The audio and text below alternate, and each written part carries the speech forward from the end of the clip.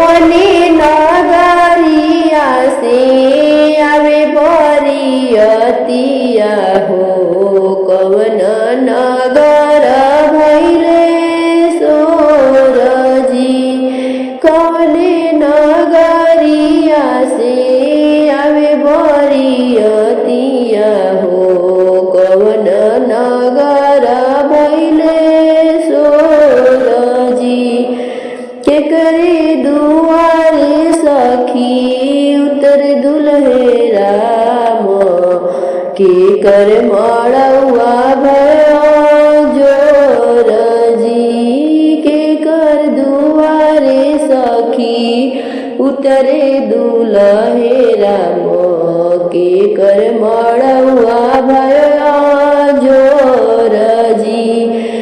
अवध नगरिया से आवे बरियतिया हो जनक नगर भैले सोरजी राजा जनक द्वारे श्री रामचंद्र मड़ौआ में भैले जोरजी राजा जनक द्वारे श्री रामचंद्र जी मड़ौआ में भैले जोरजी केकरे दुआरे बाजे बरहो बजनवा हो केकर दुआरे सहानाई जी केकरे दुआरे बाजे बरहो बजनवा हो केकर दुआरे सहानाई जी केकरे दुआरे आवे हथिया से घोड़ावा हो के करेला अगुवाई जी दशरथ दुआरे बाजे बरहो बजनवा हो जनक दुआरे सहानाई जी दशरथ दुआरे बाजे बरहो बजनवा जनक दुआरे सहानाई जी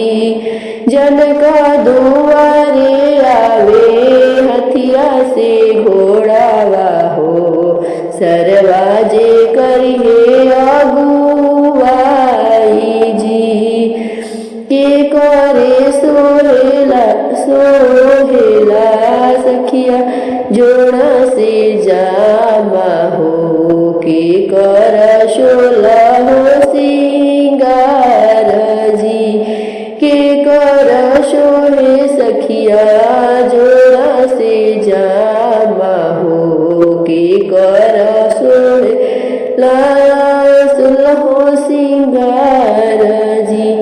के करे ही माथे सोवे चंदन तिलकिया हो के कर चुनरी चटकार जी